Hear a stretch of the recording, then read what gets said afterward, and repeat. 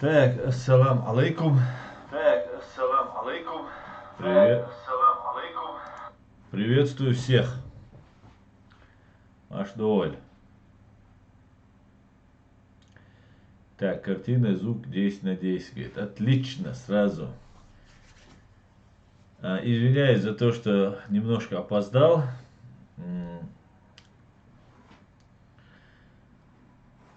Так. Перезагрузим. И начнем. Так, Джинго на месте. Машоль Джинго. Дели Саламашалой. Ламберг, алейкум салам. Радио Аматео, витаю. Территория Март. Алейкум салам, ассалам алейкум. Влад Сепих, ассалам алейкум всем и каждому лично. Алейкум ассалам.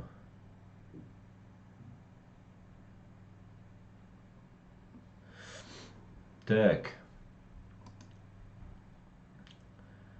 Картинка нормально, все нормально.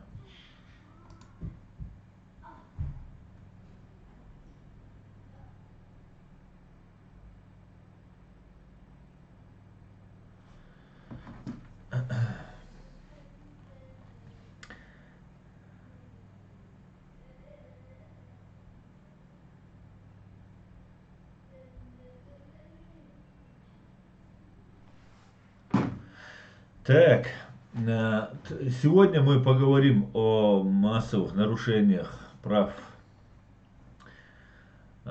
чеченцев, и не только чеченцев, но в основном, конечно, нарушаются права фашистской России чеченцев. Поговорим об этом, расскажем о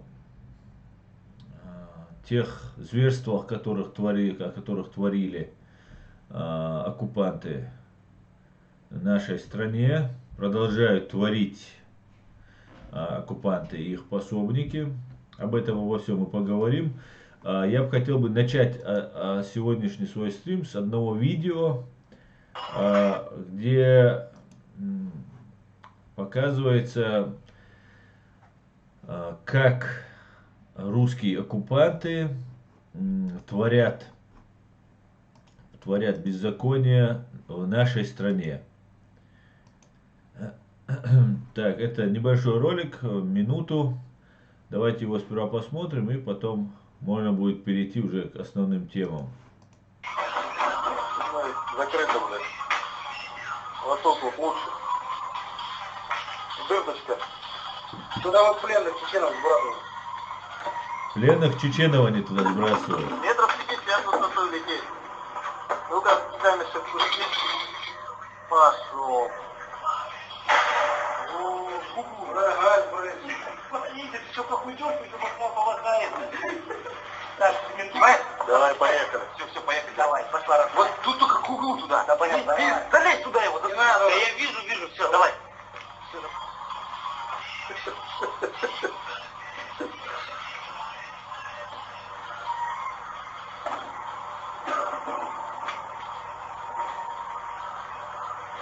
Второе мая.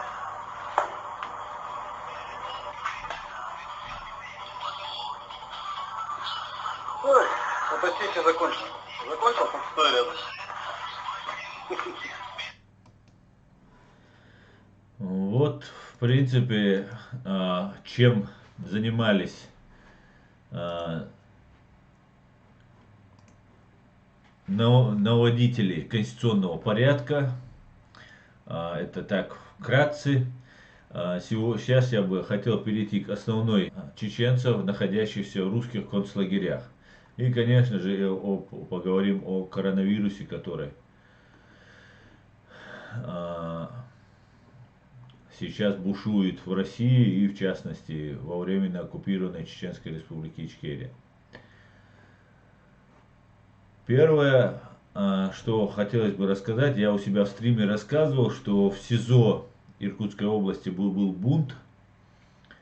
И если вы помните, было подавление этого бунта, я как-то указывал у себя в стриме об этом.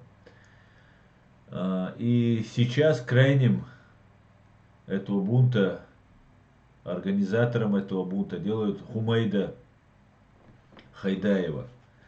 О нем написала «Кавказ Реалии» статью очень хорошую Анна Пейсахова.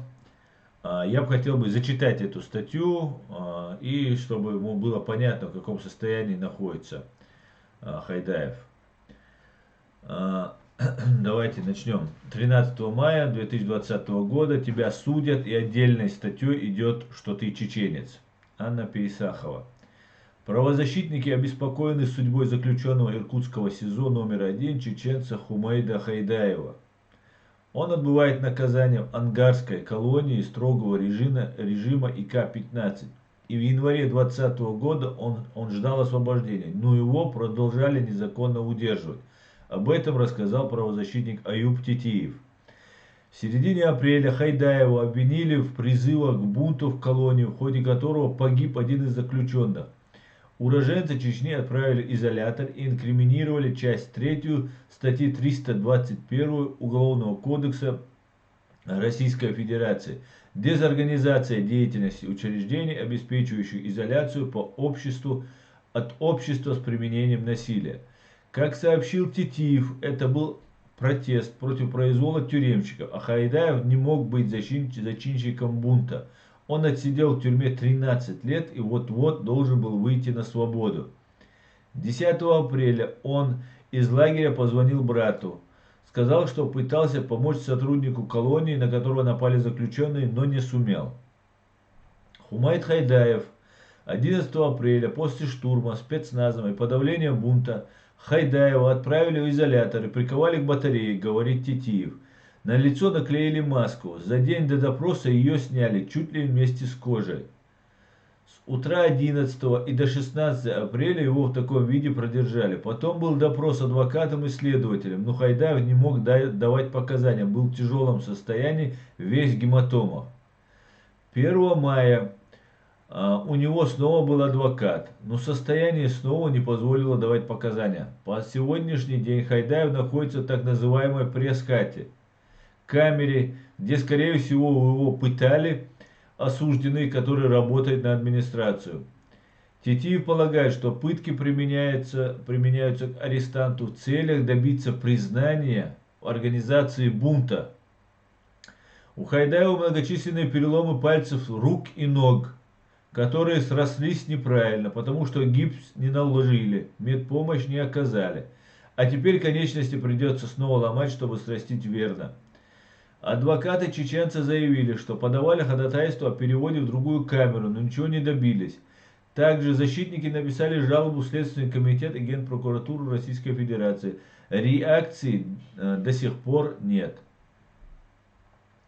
По версии ФСИН все выглядит иначе. 9 апреля группа отрицательно характеризующихся осужденных за тяжкие и особо тяжкие преступления напала на сотрудника учреждения, причинив ему телесные повреждения. На следующий день в колонии был совершен поджог. По данным СИН были сожжены хозяйственный двор, где находились животные, тепличное хозяйство, производственные цеха, профессиональное училище и школа колонии. Учреждению нанесен значительный материальный ущерб. По словам Титиева, от руководства колонии давно ждали провокации. Хайдаев был осужден в 2008 году за нападение на силовиков на 13 лет, но срок исчислялся с 2006 года из-за предыдущего приговора, причем оба дела были сфабрикованы. Он должен был выйти на свободу самое позднее на январе этого года, однако администрация Ангарской колонии продолжала его удерживать. Когда брат Хайдаева обратился к юристам, те объяснили, что стоит опасаться провокаций. Брат Хайдаева, Али, рассказал корреспонденту «Кавказ Реалии», что тот позвонил ему 9 апреля и говорил, что все нормально, что из изолятора выпустили, он в лагере, но на следующий день он снова позвонил и сказал, что пришел спецназ, и на этом связь прервалась. В конце прошлого года мы ждали его дома, и у него был билет. Даже сам начальник колонии сказал, что 31 декабря домой поедешь. Ну не выпускали, и мы наняли адвоката. Почта с документами шла в Иркутск очень долго. Мы сейчас опасаемся за его жизнь. Получается, если чеченец, то к нему отдельная неприязнь силовиков. Тебя судят в отдельной статье. Идет, что ты чеченец. В МВД по Иркутской области от комментариев отказались, сославшись на выходные дни. Ведомстве направлен журналистский запрос. Вот фотография Хайдаева. Хотелось бы, вот я то видео, которое вам сейчас показал, оно было показано не случайно. Эти люди, которые все прошли через войну против Чечни, Чеченской Республики Ичкерия, служат, дальше продолжают служить в СИН, продолжают нести свою вот эту кровавую службу и чаще всего пытаются там какую-то злобу или там свои садистские наклонности удовлетворить, пытая, калеча чеченцев. Чеченцы самый незащищенный народ на сегодняшний день, самый ущемленный в правах в мире народ. И как бы по телевизору нам не рассказывали, как там нас оберегает хранитель Корана и Сунны там, и так далее, главный предатель всех времен и народов чеченского народа, всех времен чеченского народа. Кадыров, на самом деле, отношение к чеченцам, как в России, я могу это на своем опыте лично рассказать, так и те чеченцы, которые находятся в местах лишения свободы, в концлагерях российских, да, это не просто места лишения свободы, это самые, что ни на есть концлагеря. Там чеченцы лишены всяческих прав. Если чеченец где-то проявит какую-то свою независимость, какой-то свои там принципиальность в своих взглядах, этот чеченец подвергается репрессиям, пыткам. И вот, как вы видите, сейчас с Хайдаевым происходит то, что на него сейчас хотят повесить. Хотя он уже должен был выйти из мест лишения свободы.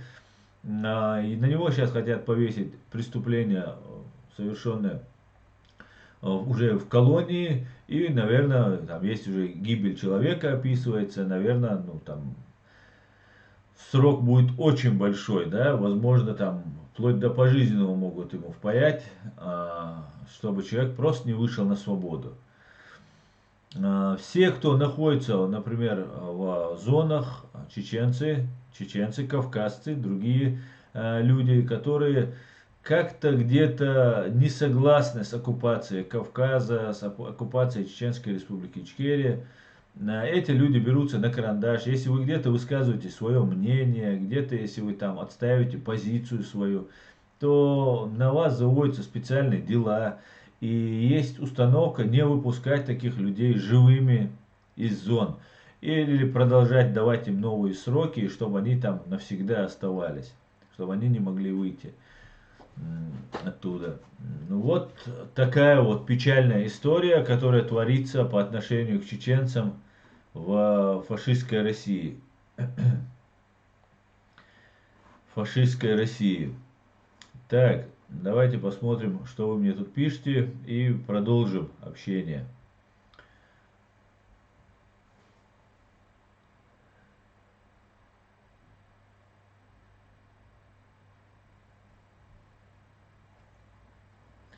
Так, Руслан Абудов спрашивает, за что был задержан? Ну, что вы имеете в виду, Руслан? За то, что он вначале был задержан, да, нападение на сотрудников полиции вот, в 2008 году ему предъявили. Сейчас же ему инкриминируется статья 321, часть 3 Уголовного кодекса Российской Федерации, дезорганизация деятельности учреждения, обеспечивающих изоляцию от общества с применением насилия. Вот так это называется. Чинхо напоминает, и я вместе с ним вам напоминаю, добро пожаловать в чат, не забывайте о конфиденциальности своих данных и соблюдайте принципы нашего сообщества. Ставьте лайки, подписывайтесь на реалити, пусть люди узнают правду.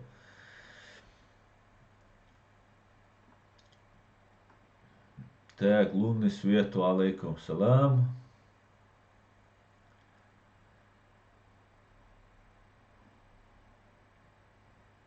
Анзор Рено.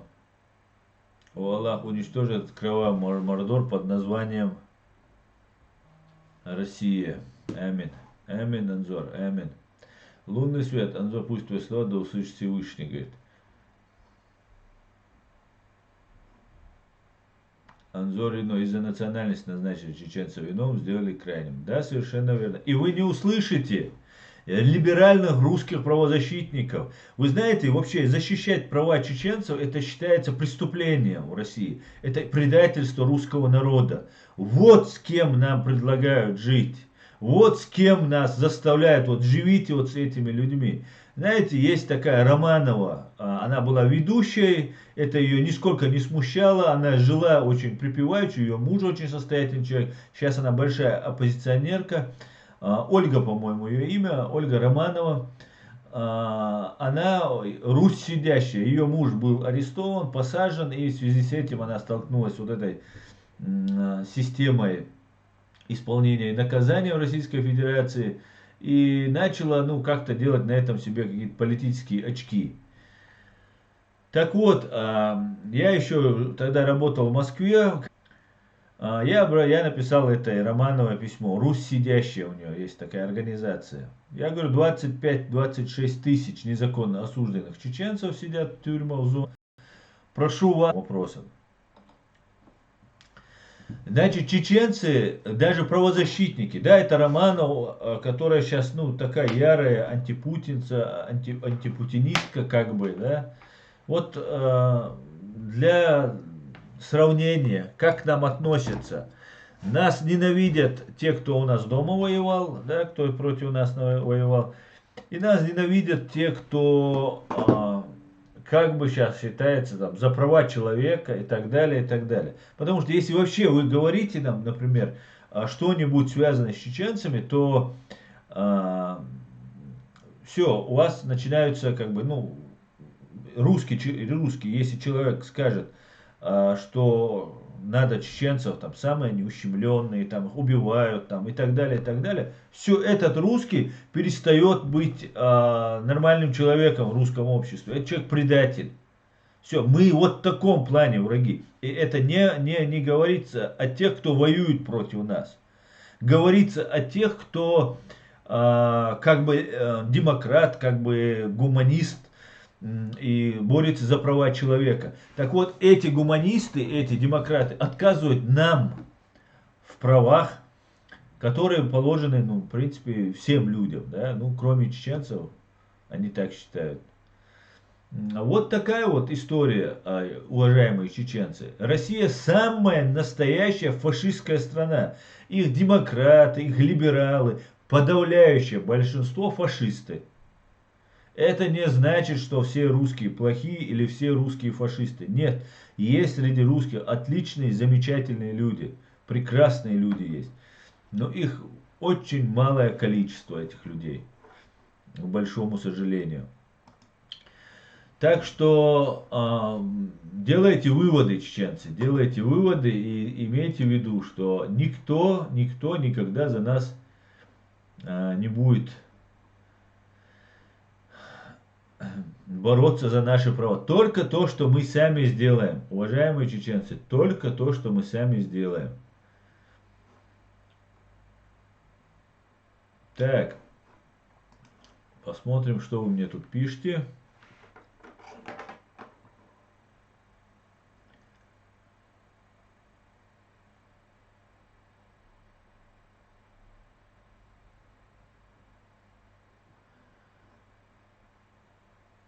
Iron Man, салам ашал, душ аслам, алейк салам, салам ашал, хил, Iron Man.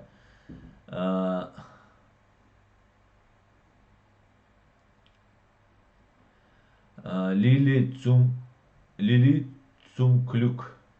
Глюк. Как же можно помочь нашим людям? Как же можно нашим людям помочь? Ну, первое, что может каждый сделать, да, чтобы не распыляться там на какие-то там варианты, каждый чеченец у кого-то где-то кто-то сидит в тюрьме. вы каждый можете найти связи и каждый там, месяц послать там 50 евро, 30 евро, 100 евро, сколько кто может. И это никакие не посылайте деньги на какие-то колодцы, на какой-то бред непонятный, который где-то там какие-то люди непонятные что-то делают. Да, надо строить колодцы, помогать всем людям, птичкам, рыбкам и всем живым существам на земле нужно помогать. Но на сегодняшний день мы гибнем, мы, нация, исчезает, понимаете? Мы находимся на грани уничтожения, на грани умирания. Мы сейчас поговорим про коронавирус, который творится, про тот беспредел, который творится, который миллиардер Кадыров, который захапал, наворовал, да, уже ест уже и ушами, и ноздрями, вот эти деньги жрет, короче, не может насытиться этим всем, который не раздает денег, люди голодают, в Чечне люди, которые сейчас находятся на карантине, они голодают, реально, люди просто есть нечего. Приходят голосовые сообщения, в каком состоянии находятся люди. И нас доводят до этого состояния. Народ обнищал, чтобы. Нищий народ. И есть группа людей, у которых есть деньги. Это будет то дворянство, о котором говорил еще в 2000-2001 году террорист Патрушев, бывший директор ФСБ. Это неодворянство, то есть новое дворянство. Они так формируют. Сейчас как можно больше погибнет людей от этого коронавируса по всей России. Вчера я слушал Федорова, он рассказывает, что как минимум 5 человек, 5 миллионов человек должны погибнуть от коронавируса. И это будет большая трагедия. На основании этой трагедии можно будет просить Запад и мир снять санкции. Вот что готовит Путин. Вот он будет уничтожать свой народ. Он уже запустил эту программу. Он будет сидеть в бункере еще там полгода и умрет миллионы людей. По моим данным, по моим расчетам, среднем от гибели, я предполагал до 15 миллионов погибнет. Но вчера мне Федоров рассказывал в своей программе, что он будет там 5 миллионов человек погибнет. И вот надо посылать деньги, не рыть колодцы, не бредом заниматься каким-то, да, а реальными делами. Вот у нас люди сидят на зонах. Каждый из вас, у кого-то есть родственник, знакомый, знакомого знакомый, родственник родственника, который сидит. 30-50 евро это не вообще никакие деньги. Но вы не представляете, в каком тяжелом состоянии. На прошлом стриме своем на чеченском языке я показал вам видео, где чеченец, который рассказывал, который отсидел 18 лет и вышел на свободу, или даже 19, он 8 лет не видел, не ел мяса. 8 лет человек. И все это происходит под избиение, пытки, унижение, моральное просто уничтожение личности. Причем, еще раз напоминаю, большинство, кто сидит, чеченцы осужденные в Чечении за там, участие в так называемых вот этих формированиях там, и так далее, это невиновные люди. И это не привлечение. Реально воевала маленькая группа людей. Реально очень маленькая группа людей воевала. В основном люди, просто кто рядом оказался.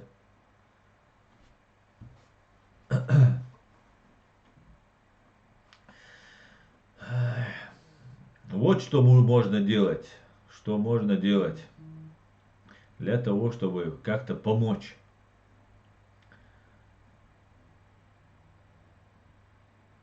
Влад Сепич, Аслан, кроме ДУА у нас есть еще оружие, методы, способы для борьбы с Россией? Влад, я вот уже год рассказываю про методы и способы для борьбы с Россией. И это невооруженным путем. ДУА, конечно, это обязательно, оно должно быть всегда, но должны делаться причины. Сидеть дома и там ничего не делать, ДУА может не помочь. Потому что Всевышний говорит, нужно делать причины. Первое и единственное на сегодняшний день вооруженная борьба на сегодняшний день пока исключается в связи с большим процентом гибели участников вооруженного сопротивления, поэтому нам невыгодно, да, терять наших пассионариев, наших лучших сынов. Да, у нас огромное количество, миллион чеченцев, но при всем при этом многие чеченцы не принимают никакое участие, даже дуа не делают, да, в этом деле. Поэтому те, кто активен и пассионарен, и мы его должны беречь и призывать, особенно молодых людей, которые не могут мириться с этой несправедливостью и отдают свои жизни, что не следовало бы делать, там, убивая какого-нибудь там бича, приехавшего из России, стоящего на блокпосту. Единственное сегодняшнее наше оружие — это принципы и нормы международного права. Мы живем в 21 веке, мир изменился. Не только оружием можно побеждать. Мы много раз за последние там 70 лет, 80 лет или сколько, 60 лет видели, как международное право делало больше, чем делает армия. И это очень хороший механизм и рычаги воздействия на мировой арене, скажем так. Поэтому мы все должны стать правозащитниками. Мы все должны придерживаться международного права. Международное право в первую очередь нужно слабым государствам, маленьким государствам. Потому что сильные и так нарушают, у них есть право вето, они что угодно творят и делают. Но это не значит, что мы должны сдаться из-за того, что у нас нет просто физических сил, все, мы согласились и так далее. Нет. Есть отличная возможность, есть интернет. Сегодня мы можем доносить правду. Мир реально изменился, господа. Есть международное право. И у нас есть все основания. У нас есть прекрасное, мощное, мощным фундаментом государство. В мире очень мало государств, которые имеют такой фундамент, как наш фундамент, за который пролито столько много крови, столько много пота и усилий человека, часов, человеческих жизней отдано. Поэтому у нас есть все основания гордиться своей страной и добиваться справедливости. Это первое, что мы можем. Второе, нужно очень четко, зная, что мы настроены так, что мы будем добиваться своей справедливости, нам постоянно хотят подменить нашу национально-освободительную войну как религиозным, чисто религиозным фактором, и также отвлечь внимание от нашей освободительной войны против русского колонизма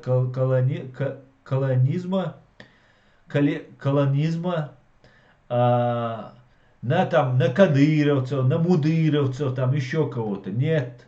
Кадыровцы — это русские. Это часть русских. Никогда не говорите там, вот там кадыровцы. Это русские. Там среди кадыровцев есть прокуратура, которая не подчиняется Кадырову, ФСБ, которая не подчиняется Кадырову, там военные. Да, есть места, которые Кадыров вообще не может попасть. Это русские, все русские. Они говорят на чеченском языке. Да я, например, говорю сейчас на русском языке. Вы меня смотрите и понимаете отлично на русском языке. Но это не значит, что мы становимся русскими. Или если они говорят на чеченском, они становятся чеченцами. Нет. Они есть те же русские. Они преследуют интересы русского государства, русской верхушки этого государства. Поэтому метод международное право, юридическо-правовая борьба ненасильственным способом, демократическим способом, проводить митинги, шествия, акции, разные конференции и везде доносить правду, говорить, писать и говорить вот все, что мы пока можем, и это очень действенно, и они этого очень сильно боятся, понимаете? Они этого очень боятся. Они боятся правды, как там вампир боится там солнечного света. Так, дами, салам маршал, Луса Вежешк, привет всем. Дели салам маршал, хуль. Лилия Цумклюк, как мы можем достучаться до тех, кто сможет привлечь этих русских зверей к ответственности? Ну, Лили, сегодня мы, вот только что я говорил, мы можем только апеллировать международному праву. Да, это как бы не так хорошо, как когда там заходят наши 855 бойцов и блокируют нашу столицу вместе с оккупантами. Но нужно понимать, что в миллионной республике нашлось всего лишь 855 бойцов, это меньше 1000 бойцов, да, потом к ним присоединились добровольцы, но всего изначально их было там 1000 человек. Это от миллиона 0,1%. Не процент. От миллиона 1%. Это 10 тысяч человек. А 1000 человек это 0,1%. Вот 0,1% решили фактически исход русско-чеченской войны, первой русско-чеченской войны. Поэтому мы здесь должны набраться, ну пускай нас будет не 855 человек, ну 85 человек, юристов, которые будут ходить на митинги, на марши. Эти 855 человек готовы были умереть, потому что шансов практически выжить у них не было. И то же самое правозащитники, и не обязательно быть юристом, не обязательно быть там, в этой области специалистом. Просто можно, с нами на марше было много людей, которые не были юристами. Они просто переживают и приветствуют. Сейчас мы будем проводить снова марши, будем проводить митинги, мы будем добиваться для того, чтобы международное сообщество приняло, начало, дело-то они уже приняли, начало рассмотрение, расследование фактов, которые указаны в нашем заявлении. Мы пытаемся всячески добиться этого. Пожалуйста, присоединяйтесь, помогайте, приходите, стойте. Вот нужен 0,1, 85 человек, даже не 855 человек. Вот все, что мы можем делать. И это очень действенно.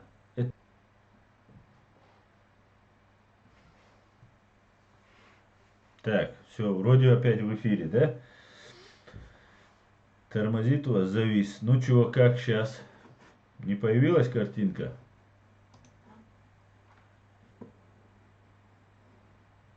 Так, все, появилось.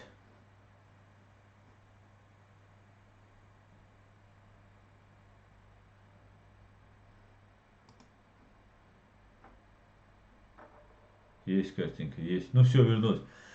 Пришлось опять перейти на мобильную сеть. Сейчас, наверное, они и мобильную сейчас атакуют. Ну, короче говоря, у нас постоянно, вот за все время, еще раз вам говорю, за все время у меня никогда не бывает проблем с интернетом. Ну, редко-редко, когда бывают проблемы с интернетом. У меня очень хороший интернет. И как только начинается стрим, да, вот сейчас мы начинаем его в 4, да, и у нас начинаются проблемы. Раньше начинал я его в 9, начинались в 9 проблемы. И вот зависает. Вот сейчас опять, да, зависло.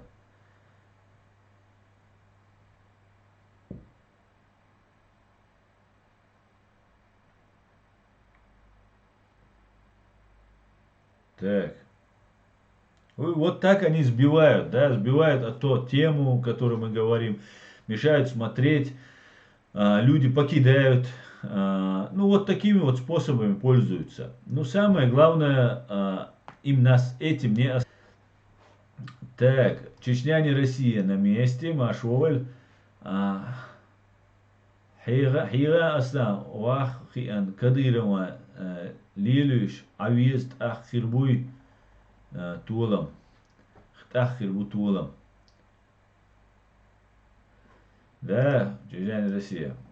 ну, эта тема интересна, знаете как? Те люди, которые, например,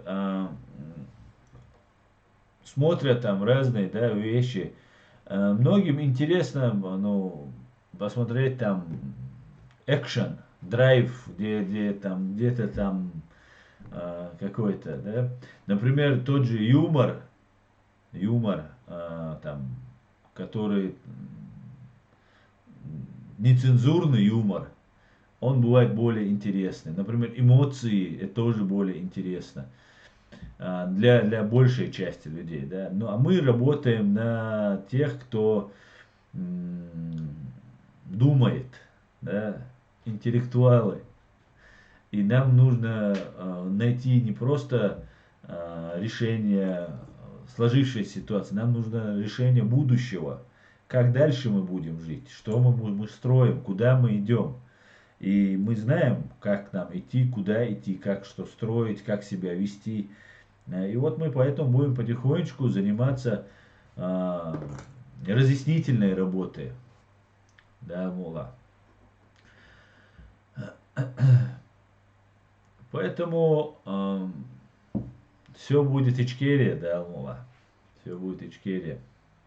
Тащи Куевич.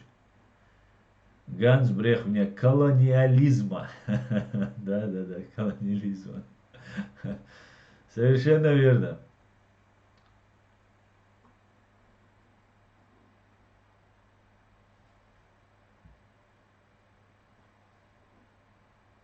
Маждада, мне нравится речь Анзора, чеченский франк. Очень хорошо отношусь. Я не знаю, меня смущает момент, что он 10 лет с ними был на контакте. Но он говорит, я их там выводил на чистую воду, что без этого тоже нельзя. Если мы не знаем изнутри, у меня есть люди, мне вот звонили в эфир, даже люди, которые являются действующими сотрудниками вот этой оккупационной администрации, и рассказывали, что они поддерживают Закаева, что поддерживают нас, свободных чеченцев и так далее. Поэтому, конечно, там есть разные люди. Мне, конечно, как всем вам не нравится, что он ругается матом, но по-другому эти люди другого языка не знают. Они именно так разговаривают. И он им на их языке доносит до них этот мат. Конечно же, по нашим законам это нельзя делать. Но сейчас мы вышли уже за рамки наших законов. Поэтому я считаю, что человек делает все, что может. Единственное, как я всем говорю, и Анзору, я бы хотел бы сказать в этом случае, غاسقي على بيوتشخنا أنظر كدير وار بيوتشخنا حربو غاسقي دائما يخي غاسقي دوش واتني شوي كدير وار غاسقي آلي и غاسقي от итвехчане на 10 с плюсом олар адештек дальше иду адуэль. Вот так вот что у меня сказать.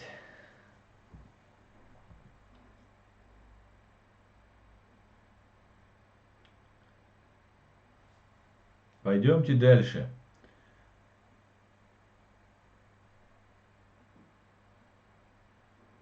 Как найти лунный свет? Так. Анзор Аслан Лорс говорит. Анзор хоть и прав, но язык стыд и срам. Да, вот вся проблема в том, что он матерится на них очень сильно. Но с другой стороны, если бы он этого не делал бы, они бы не понимали бы, потому что они также относятся. Если вы смотрели его, он рассказывает, что Эмани Несиевна кипятком пленных задерживал. Это семейные, это садисты. Кем может быть Рамзан Кадыров, если его мама обливает кипятком людей? Это вообще о чем? Это что за семья вообще? Это зверье самое настоящее. Это никакие не люди. И как с ними еще никак с матом говорить?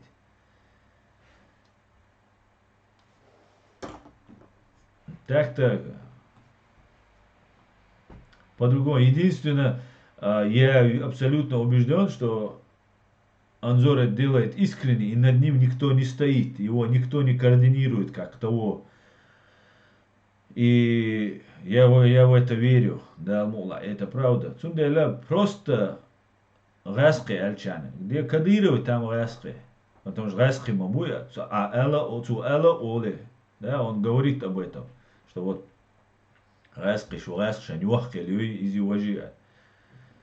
Ну, бадек диче, да нохчим отладывают, что я Кадыровым бахче, цахамадат.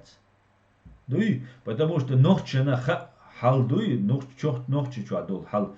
Я извиняюсь, что перешел на чеченский. Когда чеченец говорит на чеченском языке все время про Кадырова, это объясняется. Но когда чеченец на русском, на языке оккупанта говорит только про Кадырова, там, его надо там постоянно ему напоминать, говори про русский, и это его еще возмущает, то это, конечно же, ну, этот, с тем, человек все ясно, мы сейчас про Анзора говорим. Поэтому так отлично работает Анзор. Так, пойдемте дальше. Влад Себе, Асан, когда же это право придет сюда, в город Джахар? Вот это зависит уже от тех, кто здесь живет. Кто вот здесь, в Европе, живет. А мы должны добиваться. Те, кто живет в Джахаре и в оккупированной Ичкерии, они пока ничего не могут. Только собирать информацию.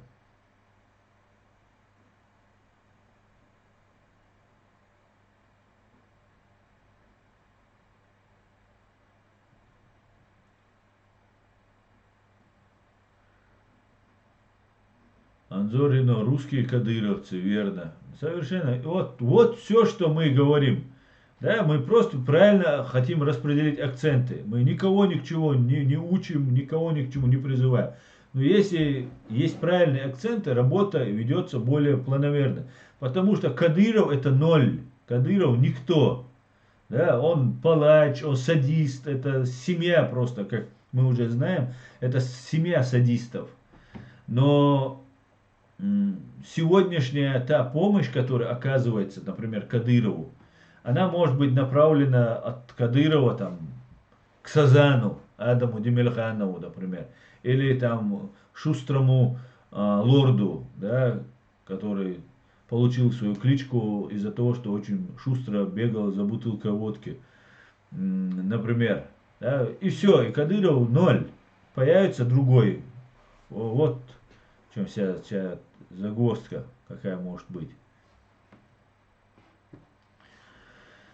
Так. Коронавирус – это дело рук человека и в первую очередь Кремля. И если это дело рук Кремля, то запланировано как уничтожение мировой экономики, но максимальное нанесение вреда этой экономике, также и убийство граждан мира. Конечно же, все прекрасно понимали, что этот вирус потом распространится в России. И для этого Путин сейчас спрятался в бункере. Сейчас разные Песковы, там, Мишустин, да, премьер-министр, первые, вторые лица России не находятся на своих рабочих местах. Уже которую неделю.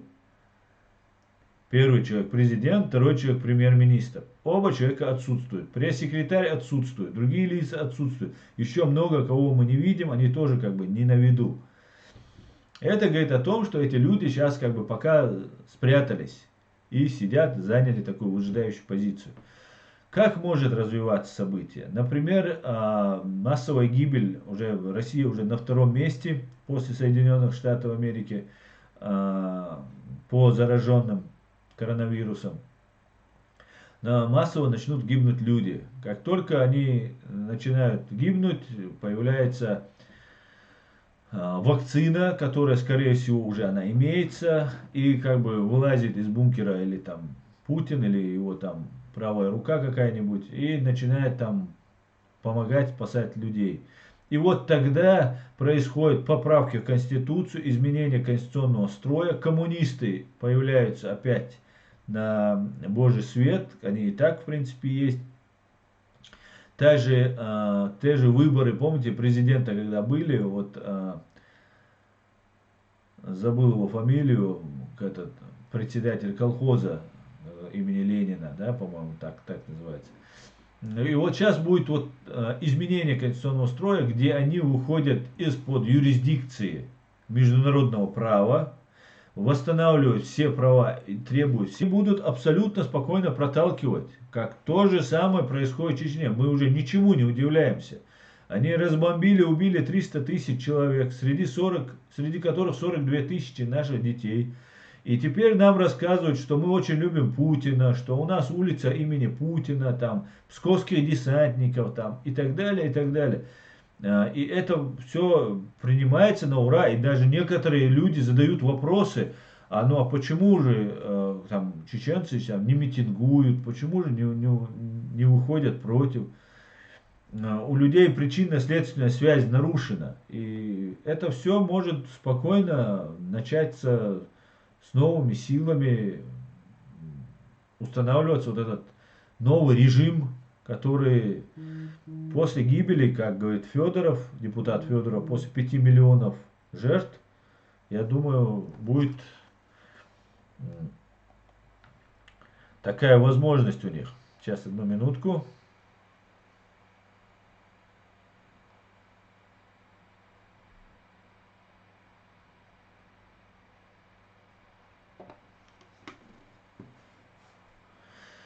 Так, пойдемте дальше.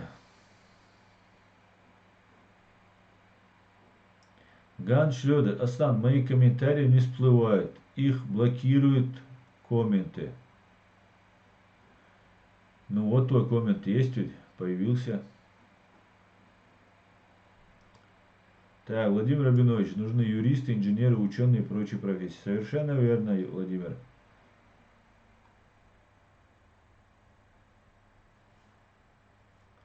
Да, Анзор Рено, кстати. Анзор из Вены говорит, что Рамзанка 8-месячного ребенка пристрелил к кровати. Да, он это говорил, я это слышал. Хотелось бы поподробнее вот в этих местах, чтобы этот мерзавец не ушел от ответственности. И было бы интересно поподробнее, если Анзор рассказал бы по поводу... Я бы с ним провел интервью, на самом деле, если бы у него было желание, можно было бы обсудить это все. Убийство этого 8-летнего ребенка. Это все должно сохраниться и остаться. Так. Маждада. Кстати, Российскую империю развалили 6 человек в 914 году. Так.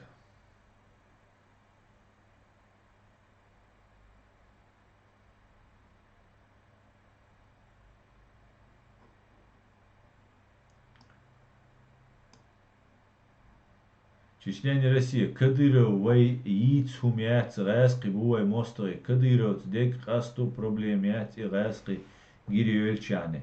Абсолютно с тобой согласен, брат. Аслан Кериму, алейкум салам. Так.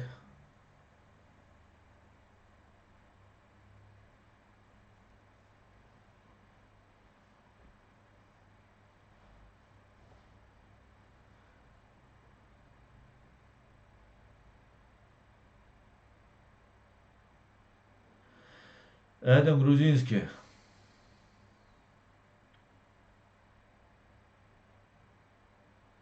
Адам Грузинский. Аслан, в Чечне людям элементарно есть нечего. До карантина 70 населения кое-как перебивалось. Кто на стойке, кто соседу кирпич положит. Или фундамент, а сейчас и этого нет. Абсолютно согласен, Адам, я знаю. Чеченцы сейчас находятся в тяжелейшем положении находятся. Очень сейчас трудно. Я призываю всех чеченцев помогать своим соседям, помогать. Где-то как-то, да, Хархалха нюшун тихочек, тихачек. Это тяжелое время. Мецхан нюшун тихочек. Охалуха решун вайн. Дукку нах байряч бушуныш. И коронавирус. Я прошу всех по максимуму помогать друг другу, поддерживать. Всем, кто здесь живет в Европе, 100 евро в месяц мы можем выделить. Каждый, если из нас выделит там хотя бы по 100 евро кому-нибудь, то мы сможем помогать своим близким, родственникам, хоть как-то где-то продержаться. Слава Богу, сейчас евро вырос, и 100 евро это уже там 8 тысяч рублей, там, 200 евро это 16 тысяч рублей. Грубо говоря, хоть какое-то подспорье будет людям, хоть как-то поддержаться. Отнеситесь к этому серьезно, постарайтесь как-нибудь помочь.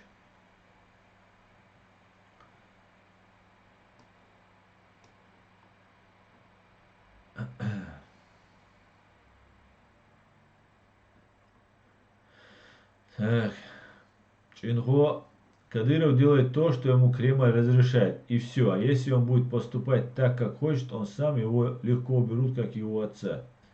Да, еще легче уберут, чем его отца.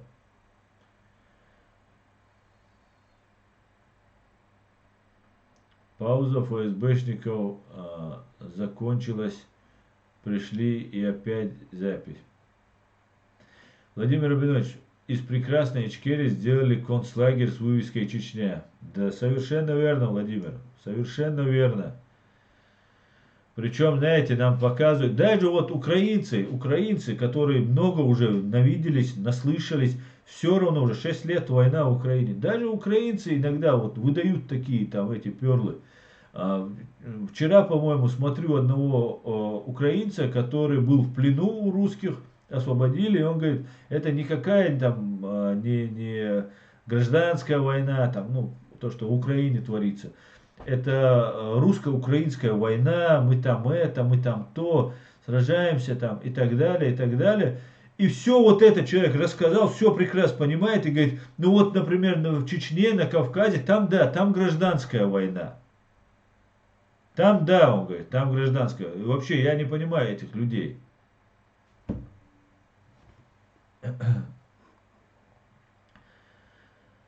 Так, пойдемте дальше.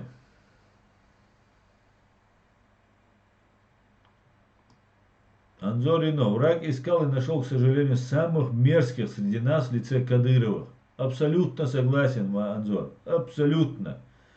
Маждада, уже идиоту должно быть ясно, что Россия потеряла лучшую технику, миллиарды треть своей армии для того, чтобы сломать дух чеченцев. И ясное дело, во главе патриота истинного ногчу не поставит. Верно? Адам Грузинский, саночи, чурвежери, ежери. О Аллах, шундо, доадеш мадутхуа. Знаю, вам трудно, больно и невыносимо. Мужайтесь, о рабы Аллаха. Запасайтесь терпением. Поистине Аллах мужественный и терпеливый. То, что конец близок этого режима, в этом нет ни малейшего сомнения. Но мы должны быть готовы ко всему. Так, ТВ Р7. Салам алейкум всем с Казахстана. Ва алейкум салам. Приветствую, Казахстан.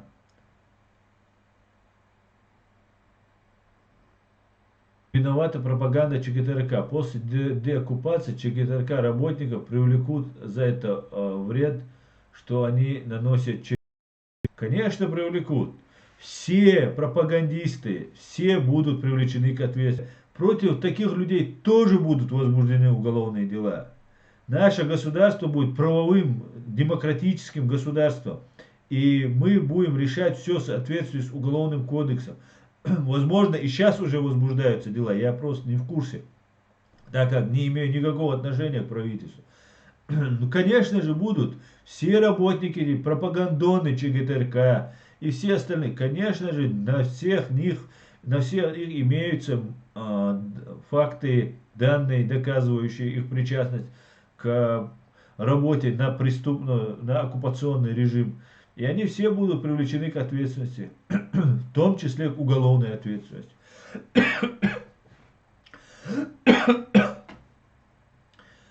В каждом народе, лунный свет говорит, в каждом народе сейчас много предателей, и все или у власти, или рвутся туда.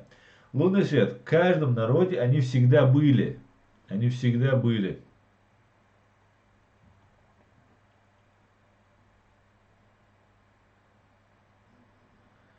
Эд Мамедов, салам ассам. Все должны знать, что это варвары. Салам, Эд, приветствую тебя. Да, совершенно верно. Этим и занимаемся, этим и занимаемся. Так, территория Март. У Радио Свободы есть статьи, где написано все родственники Кадырова, находящиеся у власти, 100 фамилий, которые будут служить основой для посадок их. Ну, кроме Радио Свободы, у нас тоже есть данные более полные и более подробные.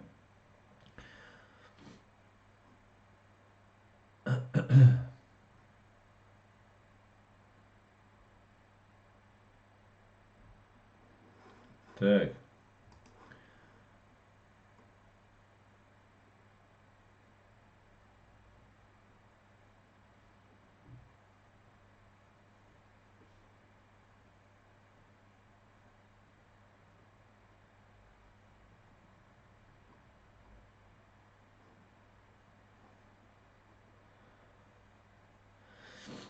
По поводу хороших новостей, да, хорошая новость заключается в том, что Северный поток-2 Германия уже все закрыла, больше этого Северного потока больше не будет. Давайте я вам включу, чтобы это было не голословно с моей стороны, а чтобы было видно и понятно, что Северный поток-2, в который Россия уже вложила миллиарды, миллиарды долларов, когда оставалось около 150 или 160 километров до конца вот, проложить этот трубопровод. Причем этот трубопровод прокладывался чисто за счет российских денег. Немцы ничего не вкладывали, поэтому, конечно, немцы не имели желания отказываться от этого. Это было очень хорошее подспорье, когда есть там транзит идет через Украину, и потом, когда транзит идет из Балтийского моря, и Германия является таким распределителем этого газа в Европе. И, конечно же, это усиливало Германию. Ну, так сложилось, как сложилось. Поэтому теперь все. Германия отказывается. Давайте послушаем. Агентство по сетям нанесло удар по планам «Газпрома» и его швейцарской дочки Nord Stream 2. Одновременно владеть трубой и поставлять по ней газ будет нельзя. Возражение компании Nord Stream 2 агентство отклонило, и исключение из действия газовой директивы Евросоюза для магистрали сделано не будет. Швейцарская дочка «Газпрома», компания Nord Stream 2 AG, в ходатайстве ссылалась на то, что основные инвестиции в трубопровод были завершены еще до 23 мая 2019 года. Именно эта дата значится в газовой директиве как начало действия ее положений. Но германский регулятор посчитал, что это касается только фактически завершенных к этому дню проектов. В случае Северного потока-2 мы исходили из того, что проект должен быть технически завершен к указанной дате, и просто факта получения инвестиций было недостаточно. Заявку на предоставление исключения Северному потоку-2 могли прокомментировать все страны ЕС, но воспользовались этим правом лишь 11. Это были государства Балтийского региона, страны Восточной и Южной Европы, в частности Польша и Нидерланды. У всех была единая позиция – исключение предоставлять не следует. В случае, если Северный поток-2 будет достроен, «Газпрому» придется решать вопрос соответствия газопровода газовой директиве ЕС. Теперь «Газпрому» предстоит хлопотная, неприятная, но решаемая задача – продать весь трубопровод или хотя бы его конечный участок некой формально независимой компании. Опыт немецкой дочки «Газпрома» Венгаз показывает, что такая схема возможна, что можно разделить активы, но при этом сохранить контроль над ними. Эксперты не исключают и более глубоких последствий решения Федерального агентства по сетям, даже для российской экономики. Для России придется менять свой подход к газовому рынку вообще. То есть отменять монополию «Газпрома» на экспорт. И да, у нас есть компании, у которых есть газ, могли бы они его экспортировать. Та же «Роснефть», например, у которой даже есть соглашение с BP. Компания Nord Stream 2 AG не согласна с решением властей ФРГ и планирует опротестовать его в течение месяца после получения официальных документов. Между тем, академик Черский, судно, способное достроить газопровод, уже находится в территориальных водах Германии. Я считаю, что решение Германского федерального агентства не означает, что проект умер и что Северный поток-2 не может быть достроен. Строительные работы могут продолжаться, если российская сторона имеет для этого возможности. Вряд ли газопровод будет просто заброшен, но и без дальнейших задержек не обойдется. Северный поток-2 готов на 94%. Достроить осталось лишь около 150 километров трубопровода. Да, 150 километров осталось, и ситуация не такая, как хотелось бы им видеть ее. Так.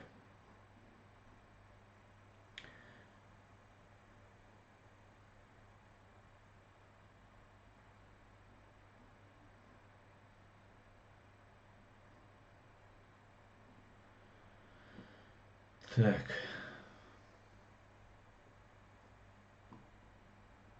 Лунный свет, когда враг, то все понятно, но при виде очередного предателя всегда тяжело на сердце. Да, совершенно верно. Этот момент все должны понять, мы для них просто звери, и только независимость от Российской Федерации надо добиваться. Да, совершенно верно это. Мы будем их находить по их методам, говорит Чечня, не Россия. Территория Март. Это даже лучше, если у правительства Чирии есть уже заведенные дела. Да, конечно, дела есть, имеется очень огромный массив информации, имеется, огромнейший. Чинго, мы не должны их искать. И, скоро за ВНЖ в Ичкерии или за мешок муки сами русские будут выдавать своих военных преступников в международный суд. Совершенно верно, как югославы, как сербы выдавали за кредиты от международных организаций, выдавали своих военных преступников. Так что все еще впереди.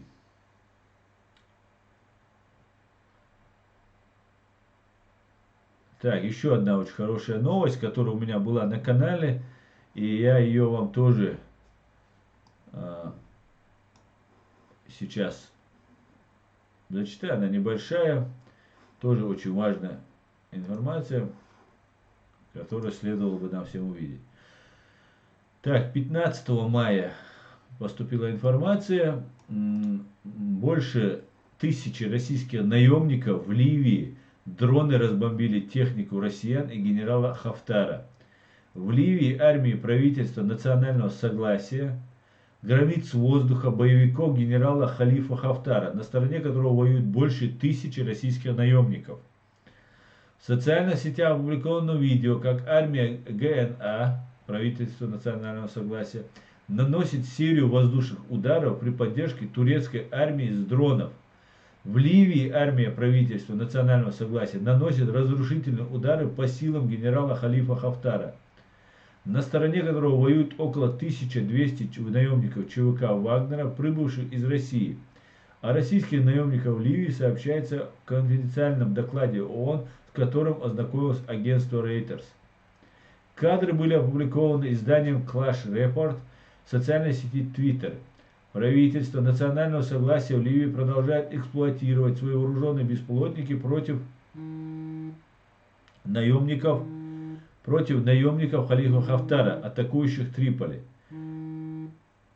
Отменено сообщение, при этом в конфиденциальном докладе Организации Объединенных Наций, с которым ознакомилось агентство Reuters, сообщается о том, что на стороне боевиков генерала Хафтара воюют больше 1000 прибывших из России наемников, 1200 наемников ЧВК Вагнера в Ливии воюют на стороне генерала Халифа Хафтара против международно признанного правительства в Триполи.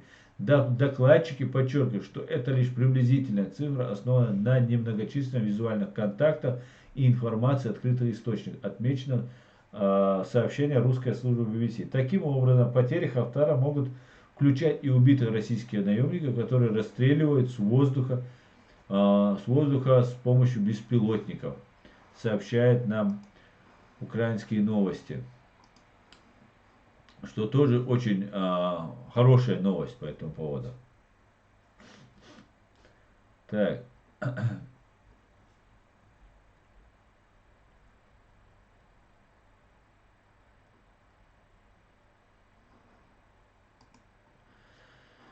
И сейчас мы будем тогда уже говорить о коронавирусе в Чеченской Республике.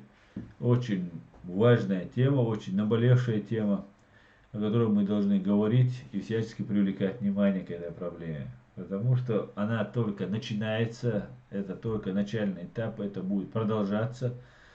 И очень сильно изменится ситуация как в мире, так и в нашей стране. Так, Александр Ковальчук, слава Ичкерии, слава Украине, героям слава. Приветствую, Александр. Нон-стоп, мистер, витание с Праги. Прага, приветствую, витание. Так, территория Март, слава Украине, смерть врагам, героям слава.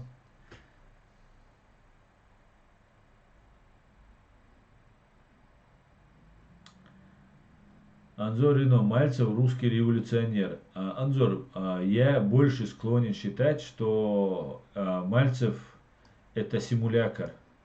Это не настоящий революционер, а такой искусственный революционер. Адам Грузинский, Аслам, после деоккупации, когда будут создаваться МВД, ЧРИ, поручись за меня, чтобы меня сделали командиром спецподразделения, которое будет охотиться и выявлять предателей как штатных, так и подкорлишей. Адам, во-первых, я не знаю, кто ты, чтобы за тебя ручаться. Раз. Во-вторых, я не имею никакого желания иметь какое-либо отношение к МВД Чеченской Республики Ичкерия, поэтому я на него влиять не смогу. Два. В-третьих, я... Что ты еще говоришь? Я вообще не буду иметь никакого отношения, никакого влияния. Мне нужно, чтобы виновные были в Международном уголовном суде наказаны, чтобы произошла деоккупация страны. А после этого, Адам, ты будешь сам заниматься своим трудоустройством.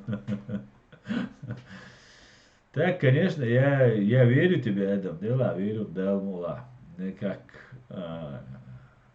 Ол аси хунт олгаан, Адам, что хочешь, und das سوخوش بول نه خواهتیشه تیشه تخم خلا хайн гохар Имран Алиев волчи Мансур старый волчуму версек цундель, чтобы не получилось, что я других подставляю. Сам тишо, валлахи тиш, просто су тише аль нах хохтиш сохтиш бол нах хохтиш центешем бехкана хуиш. Оло наси оло сум интер валла. Хай бехка болна, иштаси элер, да? Ты мог бы давно развеять мои сомнения. Так что, Адам, МВД, там это не ко мне. Это не ко мне. Вы никогда меня больше не увидите, ни в Ютубе, ни по телевизору. Как только мы получим деоккупацию, я уйду на покой. Так...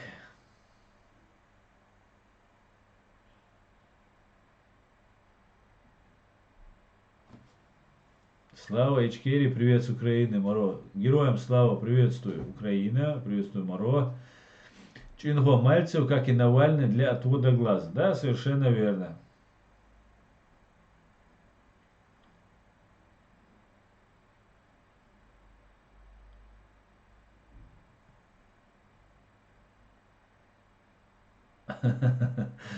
Чино за это, Чино говорит, Адам, за этот пост все чеченцы кандидаты.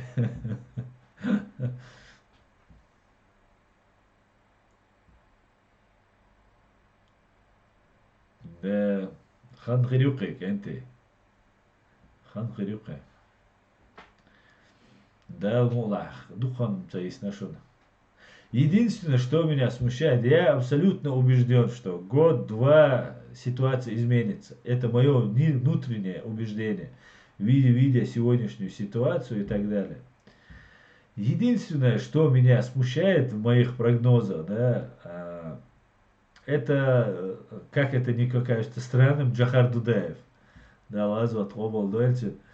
Он сказал, что эта война заряжена на 50 лет. С учетом того, что человек никогда не ошибался в своих прогнозах и очень уверенно все говорил, и все у него, как бы, его эти пророческие высказывания всегда оказывались верными, то нам с 95-го года, сколько уже, 25 лет, еще 25 лет тогда вести войну остается. Вот что меня больше всего смущает. Так-то я уверен, что год-два все изменится, да, Алмула. Да, Алмула.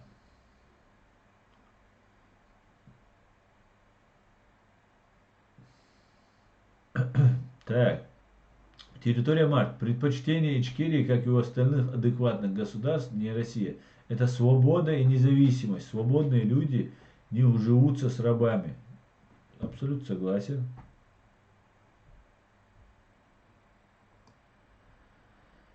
Так, Чечня не Россия. Асан, я именно Мальцеву верю. Знаешь почему? Потому что он часто говорит, что нужно отпустить Чечню.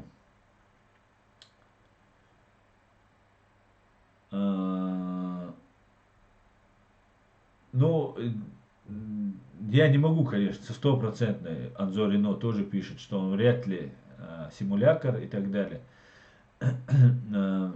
Конечно, я не могу на 100% быть уверен про Мальцева, но все, как он ведет деятельность, даже они могут сказать, что Чечню нужно отпустить там и так далее, и так далее. Они это говорят, отпустить, даже русские националисты некоторые говорят, да, Чечню нужно отпустить, там ее не кормить и так далее. Пускай он скажет, что Чечня незаконно оккупирована, что Чечня не была частью России. Вот это правда. Это не то, что мы выдумываем, там, придумываем, это же правда. Единственный человек, который такие вещи прямо говорит, я вот слежу за всеми, это Сотник, Александр Сотник. Остальные же начинают там крутить, вертеть, там исламистов нам каких-то приписывают, там еще что-то нам там лепят, да, как Каспаров, например, со своим этим паскудным форумом «Паскудной России». Поэтому я не верю Мальцеву. Мальцеву я не верю. Адам Грузинский. После деоккупации же говорю, но твое слово будет иметь вес. Адам,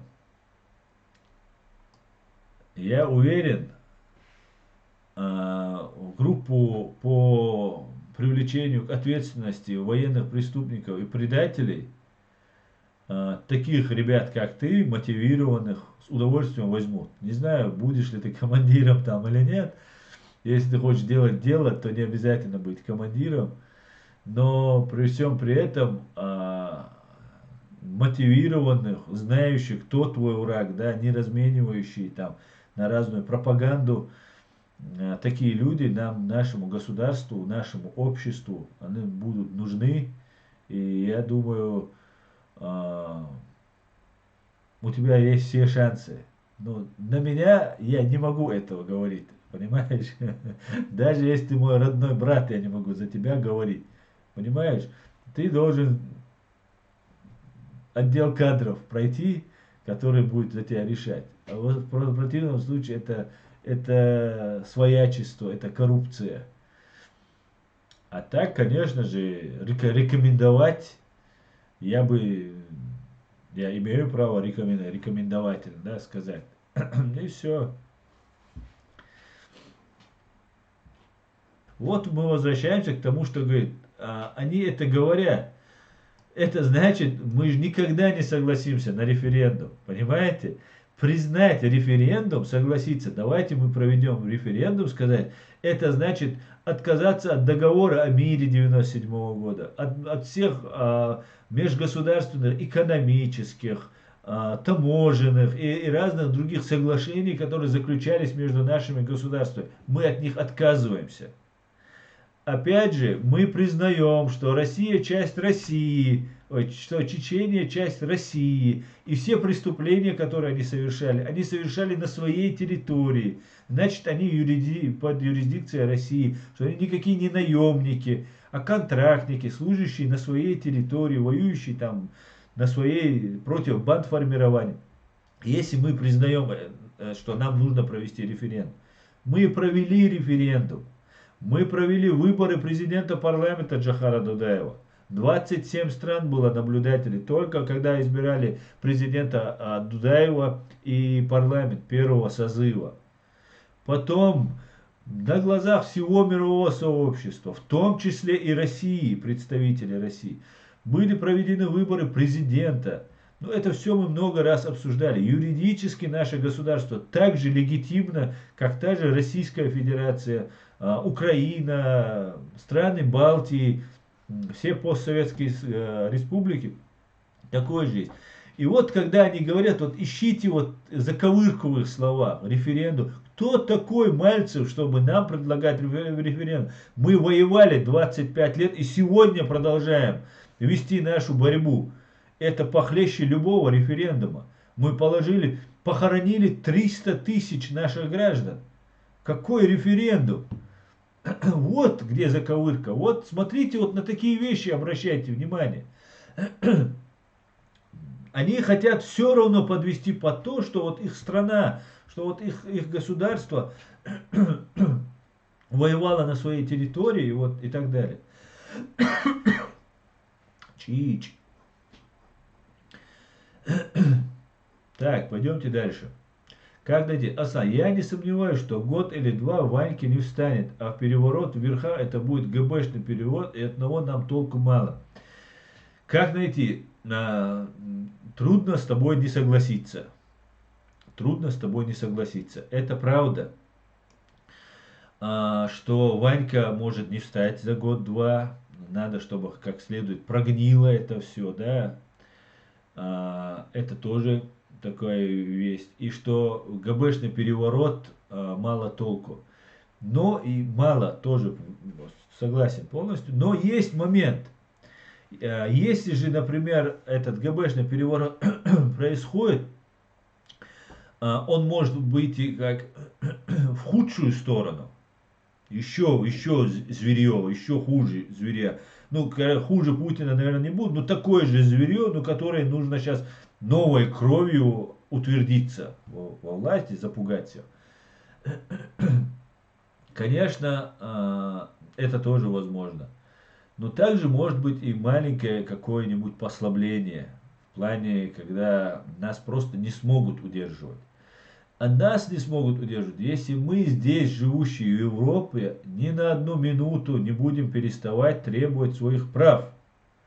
Наши права должны быть соблюдены. Мы должны требовать соблюдения обычных наших человеческих прав, гражданских прав, которые мы наделены от рождения. И никто не может нас лишать этих прав. Мы должны об этом требовать.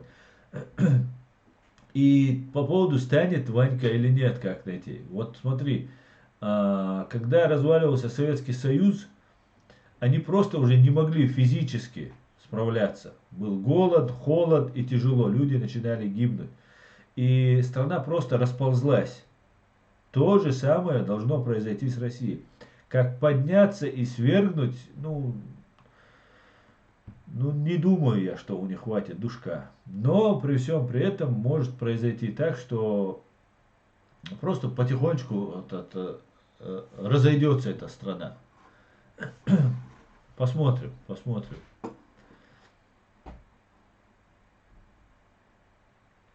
Я при всех говорю, Адам Грузинский говорит, наша встреча будет после деоккупации. Так я обезопасю нас обоих, ваша.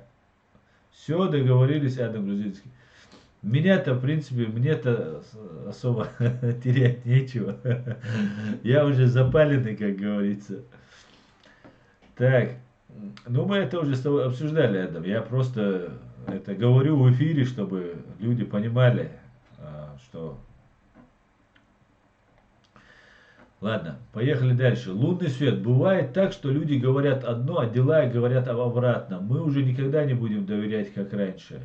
Так, совершенно верно. Так. Ой, быстро тут накатали мне много чего. Нью Горизонт. Мальцев лжец. Ну вот я более склонен к этому.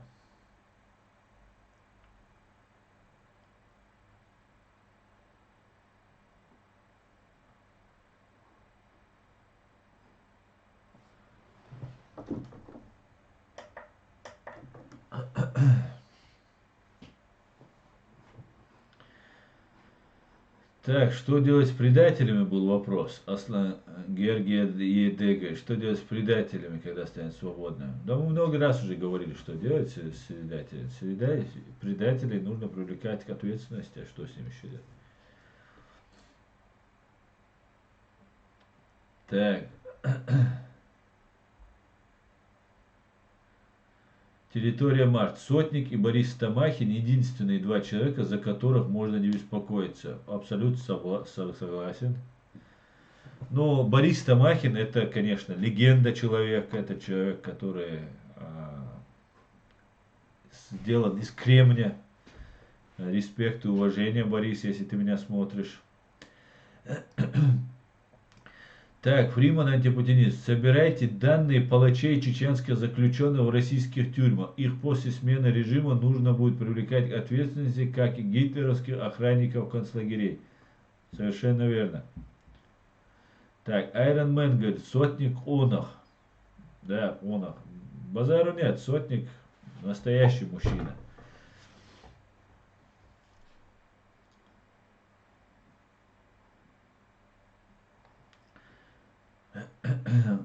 Георгия Эде, Адам, только кадыровец или всех, кто работал на РФ? Всех, кто убивал людей, скажем так. Всех, кто носил оружие, скажем так. Конечно же, люстрации могут быть подвергнуты в том числе и директора школ. Да, учителей, наверное, не будут попадать в это. Директора школ, имамы мечетей должны будут подвергнуться люстрации. Ну, вот такого плана люди. Конечно, есть коллаборационизм вынужденный, а есть коллаборационизм осознанный. И, конечно же, вынужденный коллаборационизм – это смягчающее обстоятельства. И как бы все это должно быть, разбираться должно быть на законодательном уровне, в соответствии с нашими законами, которые не противоречат международному праву и исламскому нашему пониманию права. Мы и так должны придерживаться.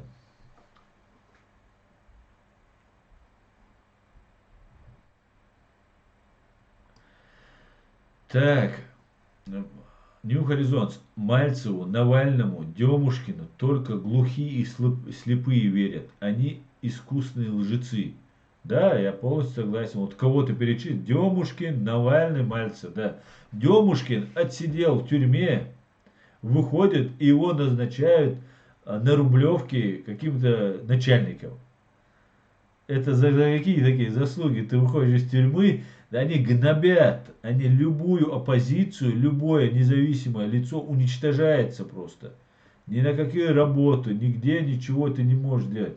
А тут его администрацию там, по там, района Рублевская там, на хлебное место дали человеку за потери, за то, что отсидел. Да ладно, все это бред, конечно. Нету в России ничего, ни свободных, ни объективных.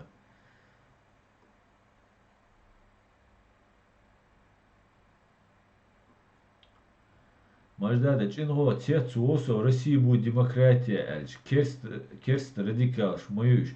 Керста я, безбожный радикал, вообще без каких-либо, без религии, без каких-либо принципов. Адам Грузинский, Чино согласен, но хотелось бы этот пост всеми фибрами души и сердца, я бы заставил их почувствовать боль народа Черей. Тор так видел, что президент Китая раскритиковал Путина. Видел Тор, видел. Сказал, что Путин трус. И есть основания полагать, что китайцы понимают, что этот вирус им занесен с России. Осталось только доказать теперь. Рикардо Рамзай. Аслан, Каспаров спит и видит себя императором всея Руси. Этот поц лично мне токсичен. Да, я тоже как бы думал, что Каспаров это такой вот оппозиционер, там вот такие правильные вещи говорит. Нет, я теперь так не думаю. Так, Владимир Рабиной. Чеченцы, Гюни, сдавайте свои юридических позиций. Сдавайте свои юридических позиций. Не понял. Шарани Азиев, ассаламу алейкум, Аслан. Джахар Дудаев допомнил, что Аллах сказал, начиная от дворянина, заканчивая академиком, русские шовинисты с ярко выраженной человеческой идеологией, какой может быть доверие. Человеконенавистническая идеология. Да, я полностью согласен. Ва алейкум салам, Шарани Машур. Да, я полностью согласен с тобой. Хоть характеристику дам, ладно. Ты, наверное, думаешь, Сакарат Саду. Хорошо, от меня характеристика будет. Смотри, обозарять. Все как есть напишу.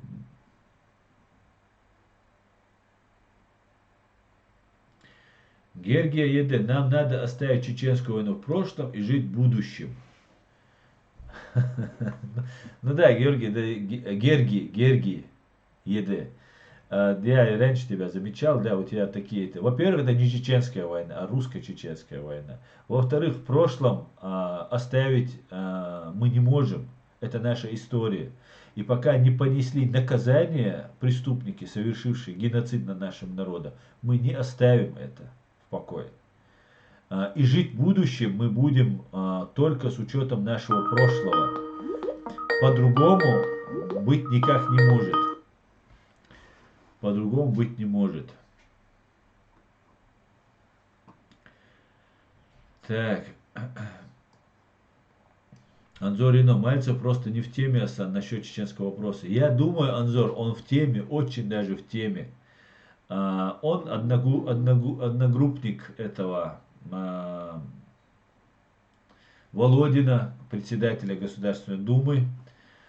И это очень осведомленный человек. И когда над нами творили геноцид, и те люди, кто над нами творил, они прекрасно осознавали, что они творят геноцид. Русские прекрасно знают, что они военные преступники, что преступления против человечности совершались, военные преступления совершались. И они все это прекрасно знают. Абсолютно. Вот кто вот занимался этим вопросом, они прекрасно знают, чем они занимались. Именно для этого они скрывают. Поэтому Мальцев отлично в теме. Все прекрасно знают. Поговорить, провести референдум, это просто, это кощунственно. Это нас сделать виноватыми. Мы не можем такое позволить, чтобы нас обвели вокруг пальца. Так, Чингон напоминает снова. Добро пожаловать в чат, не забывайте конфиденциальность своих данных и соблюдайте принципы нашего сообщества. Ставьте лайки, подписывайтесь на Реальти. Наше время, друзья, истекло. Зачитаю последний вопрос. Фриман, антипутинист. Скоро голодающий от путинского огрубления русский народ сам будет выдавать военнопреступников и тюремных вертухаев за ножки Трампа, чтобы не умереть с голода. Полностью с тобой согласен. И ждем с нетерпением. И на этом попрощаюсь нашим приветствием нашего дорогого брата Крымлы, крымского татарина Айдера Крымлы. Салам алейкум из Крыма. Ва алейкум салам, Крым. Салам алейкум. Ва алейкум салам, братья крымские татары. Всего самого хорошего. Желаю всего самого хорошего. Желаю нам скорейшего избавления от этого. Я не успел рассказать про коронавирус в Чечне. Я обязательно его в следующем стриме все скажу. Это очень большая проблема, которую нам надо будет обсуждать. права человека и коронавирус, это будут основные темы, которые мы будем обсуждать. И, конечно же, те действия, которые мы будем проводить с Саидамином Ибрагимовым и нашей Международной ассоциацией «Мир и права человека». Мы будем ставить вас в известность, будем добиваться прав как отдельных чеченцев, так и всего нашего народа и всех людей в этом мире в силу наших скромных возможностей. Всего самого хорошего. Ассаламу алейкум. Адикюэль маш ойль.